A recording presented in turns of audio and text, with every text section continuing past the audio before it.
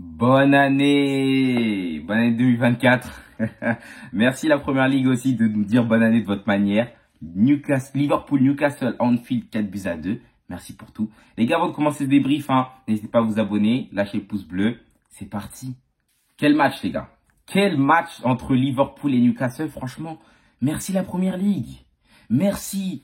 1er janvier, match au sommet. En fait, là, c'est une des meilleures manières d'introduire le championnat. Et là, on sait qu'en 2024, on ne sera pas déçu par les affiches. Merci pour tout. L'intensité, tout était au rendez-vous quasiment. En parlant plus sérieusement, en parlant plus profondément du match, les gars, aujourd'hui, on a eu un match comme Liverpool, c'est les jouer. Voilà. Un match où ils devraient exploser leurs adversaires, mais non. Une équipe de Liverpool qui va quand même se mettre en difficulté et qui va douter, mais qui va toujours gagner à la fin. Parce que les scénarios, c'est les mêmes chaque week-end avec eux. J'ai fait une vidéo du débrief Liverpool-Burnley et c'était exactement le même constat. Ils ont raté beaucoup d'actions, ils se sont mis en danger, mais ils ont gagné à la fin. Et c'est exactement le même scénario qui se reproduit à chaque fois. Tout d'abord, je vais parler de ce qui m'a déplu lors de ce match, puis ensuite ce qui m'a plu. Cette équipe de Liverpool, en vrai, on va arrêter, elle est super intéressante. Le contre-pressing est exécuté à la perfection. Les contres sont exécutés quasiment à la perfection. Mais c'est juste devant, ça rate trop. Aujourd'hui, là, je vais commencer direct avec les joueurs. Darwin Nunez. Mais en fait, ce mec, il est capable de marquer les actions les plus difficiles au monde. Demandez-lui de lui mettre une frappe du milieu de terrain, j'en suis sûr qu'il est capable. Demandez-lui de mettre un retourné, le même que Zlatan, là, en 2012, en 2013, j'en suis sûr qu'il est capable. Mais marquer un tapping, il en est incapable. Marquer face à un gardien en 1v1, il en est incapable. Ce joueur-là, il faut l'emmener chez un psychologue. En fait, Darwin, c'est tellement frustrant, j'imagine. En fait, je me dis, avec Chelsea, on se plaint de Jackson, mais Darwin aussi, c'est un sujet. C'est un cas aussi, Darwin. Mais ça doit rendre fou. Heureusement que Liverpool gagne leur match, parce que ce mec-là, Darwin fait un match frustrant, mais il finit avec une phase décisive. Du coup, voilà. Alors, il s'est créé ses occasions. Mais le joueur qui fait, je pense, le pire match du côté Liverpool, aujourd'hui, c'est bien Szoboszlai. J'ai bien cru qu'il jouait contre Liverpool. Des contres qu'il a lui-même achevés. Des passes qu'il n'a pas faites. Des passes ratées. Des mauvais choix. Non, Szoboszlai, non. Non. C'est vrai qu'au début de saison, je me rappelle que je disais, toi, que tu allais venir le meilleur milieu de terrain, ou un des meilleurs milieux de terrain cette saison en première ligue. Mais là, tu me fais retirer mes mots. Oh, le match dégueulasse, j'ai pas aimé. Burke. Aujourd'hui, ça a vraiment été le joueur en dessous côté Liverpool. Il n'a pas été au niveau. Il a très clairement pas été au niveau. J'aurais aimé qu'un Elliott rentre. Après, je sais pas si Elliott était blessé ou pas. Ça, je sais pas. En tout cas, Elliott, lui, je le kiffe par contre. Après, j'aimerais aussi parler du cas aussi Alexander-Arnold. Aujourd'hui, il fait du Arnold tout craché. Offensivement, c'est très intéressant. On a pu voir la frappe qui finit. Il a failli mettre le but de l'année déjà. 1er janvier, il a failli nous mettre le prix Puskas. Voilà, ça a fini sur le poteau malheureusement. Alors, tu fais un match intéressant offensivement, mais défensivement, tous les problèmes, ça vient de son côté. Moi, je me suis dit, Liverpool aujourd'hui, ils vont rater beaucoup d'actions, ça je le savais. Mais si le danger pouvait venir de quelque part, ça allait venir du côté d'Arnold. Il laissait Joelinton passer, littéralement. Joelinton, il passait normal à côté de lui. Et même, on le voit sur le but d'Isaac, il a laissé passer. Après, Joelinton, peut-être c'est Gordon, si je ne me trompe pas. Je ne sais pas si c'est Joelinton ou Gordon qui fait la passe à Isaac et Isaac qui marque derrière. Mais en tout cas, je dis, mais Arnold, frère, fait un effort. Même quand Dan Burn, il marque son but de la tête, il a lâché au pressing.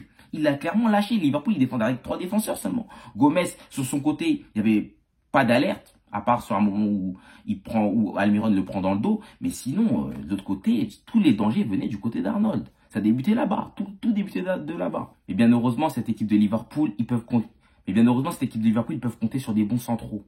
Konaté, match solide. Van Dijk, match solide. Oh, ces mecs-là, ils sont terribles. Gomez, ça va de son côté, il n'y a pas eu de risque, il n'y a pas eu trop de danger en vrai de vrai. Mais ces mecs-là, franchement, Konaté, Van Dijk. Et même, vous avez vu la relance de Konaté? Je sais pas, c'est quand il fait la passe à... C'est Darwin, si je me trompe. Je sais pas, je me rappelle, il fait la passe à qui? À un moment, ouais, c'est Darwin qui l'envoie et Darwin qui rate derrière. Mais en tout cas, Konaté, c'est très solide. C'est très solide. Lui et Van Dijk, cette paire-là, indéboulonnable en première ligue, c'est peut-être un des meilleurs duos, peut-être le meilleur duo même. Du côté de Newcastle, en vrai, il n'y a pas énormément de choses à dire parce qu'en vrai, on sait que c'est une équipe à la base qui est décimée. Ils ont pris énormément de blessures. On sait que lorsqu'ils viennent dans ce match, moi, la défaite, c'était garanti. Voilà. Juste la question seulement qui se posait, c'était comment ils allaient perdre. Voilà. C'est juste comment ils allaient perdre. Mais je trouve qu'ils sont plutôt bien défendus. En termes d'intensité, ils nous ont proposé quelque chose de très intéressant. Et là, j'aimerais parler notamment de Joelinton et Guimarães. J'ai kiffé leur match. Des matchs de salauds, faut dire la vérité, parce que ces mecs-là, ils sont là pour faire la petite faute qui va pas, le gros tacle appuyé. Mais ils s'en sont tellement bien sortis. L'arbitre aussi, hein, moi j'aimerais dire, Anthony Taylor, si je ne me trompe pas. Frérot, Joaliton, il prend son premier carton jaune à la 65e minute de jeu. En première mi-temps, il fait 2 fautes d'anti-jeu. Mais il doit prendre son carton bien avant. Car moi, je me pose la question, mais comment il s'en sort? Comment il fait pour s'en sortir qu'à la 65e avec un carton jaune?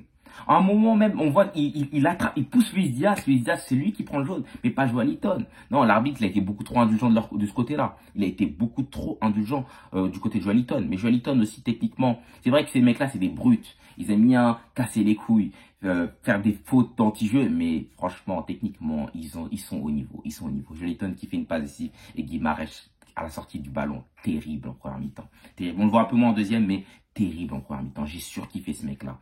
Après, le joueur à retenir lors de ce match-là, le deuxième homme du match, Dubravka. Il a fait peut-être 8000 arrêts aujourd'hui. Mais après, Liverpool, j'aimerais dire en fait, est-ce que ces attaquants Liverpool aussi qui mettent des frappes, qui mettent pas trop non plus en danger, c'est aussi une question que je me pose, parce que face à Burnley, c'est Trafford aussi, il limite le deuxième meilleur joueur du match, parce que Trafford, bon, il fait 8000 arrêts, et aujourd'hui, c'est Dubravka. Est-ce que tous les matchs se ressemblent? Les gardiens, soit ils se transforment en super-héros, ou bien c'est les attaquants de Liverpool qui tirent mal? C'est une vraie question à se poser. En tout cas, Dubravka, un match énormissime. Il arrête un penalty. Ça, par contre, il se le doit bien à lui-même. Mais c'est là qu'il tire très mal, ce penalty-là. En tout cas, derrière, il ne pourra pas empêcher Liverpool de gagner ce match-là. Parce que Liverpool, bon, Newcastle aurait pu piéger Liverpool dans ce match en vrai. Parce que Liverpool a gâté beaucoup d'occasions. Mais bon, on sait qu'à la fin, ça se finit toujours de la même manière. Ils ont fini par céder 2-1, 3-1. Il y a eu le 3-2, on s'est dit, mais 4-2 derrière. Non, c'est très fort Liverpool. On aurait même pu assister à peut-être un cinquième. Par contre, il ne faut pas les entrer en jeu du côté de Liverpool, Gakpo et Jota. Tout d'abord, Gakpo, c'est son deuxième match qu'il enfile en tant qu'attaquant gauche et il est plus qu'intéressant. Klopp, il a compris que ce mec-là, c'était pas un 8 ni un attaquant de pointe. Et c'est là qu'il montre tout son potentiel. Aujourd'hui, il marque encore un but, mais dans le jeu, c'était intéressant. On sent qu'il est à l'aise sur ce couloir-là et c'est le même Gakpo du PSV Eindhoven.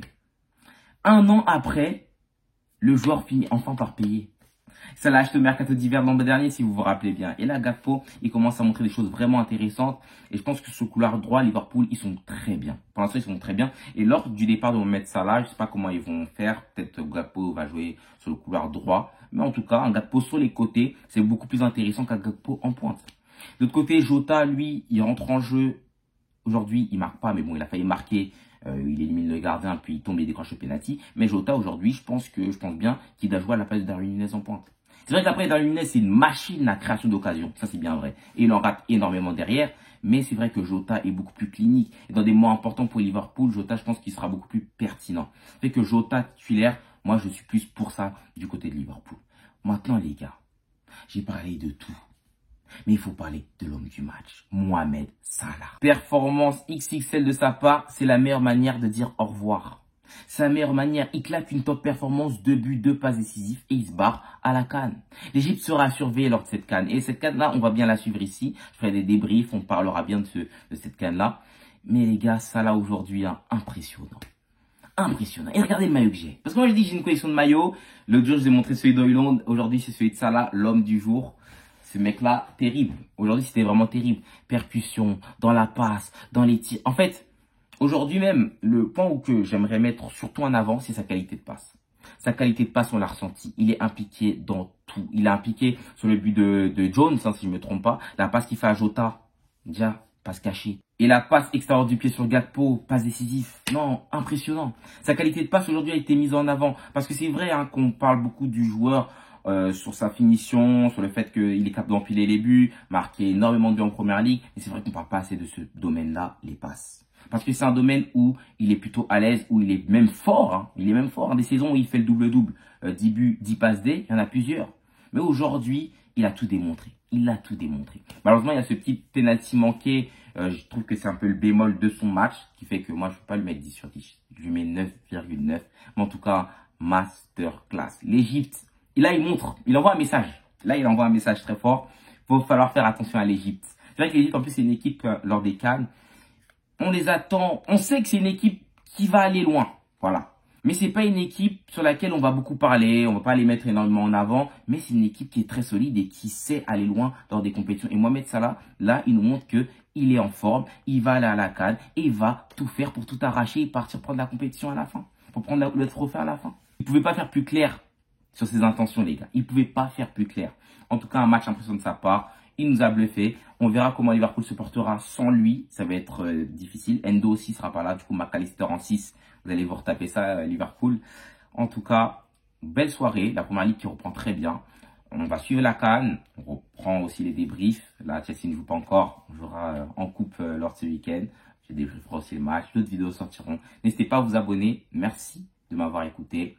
Cœur sur vous. L'année 2024 aussi. Bonne année. Parce que voilà, bonne année à vous aussi. Voilà. Il y a des trucs intéressants qui se préparent. Merci les gars.